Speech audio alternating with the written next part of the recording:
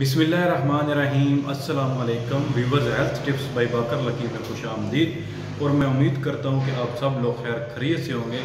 अल्लाह के फजल से मैं भी बिल्कुल ठीक हूँ।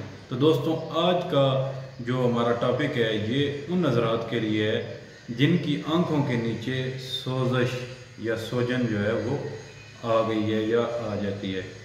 तो दोस्तों, आंखों के नीचे जो सोजन आती है, इसमें जो आंखों के नीचे वाली जिल्द है ये फूल के जैसे थैलियाँ होती हैं, ऐसे थैली नुमा जो है ये हमारी जिल्द जो है वो बन जाती है।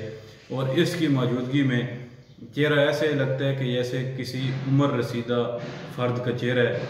तो दोस्तों आम तौर पर ये कैफियत जो है ये 30 साल के बाद ज़्यादा लोगों में रुनुमा होती है, लेकिन कुछ केसेस में ये जल्दी भी यानी देखा गया है।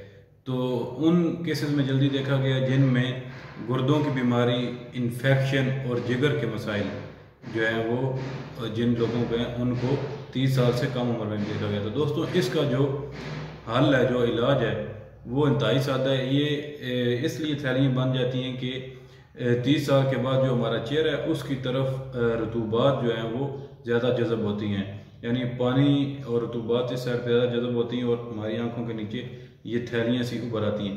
दोस्तों, इसके लिए हमने करना ऐसे है कि गंधक आंवला सार ये हमने ले लेनी है एक, और सुहागा बिरियाँ लेना है। सुहागा बिरियाँ दो नंबर ये चीज़, और तीसरी चीज़ आपने ले लेनी है गुल अशर।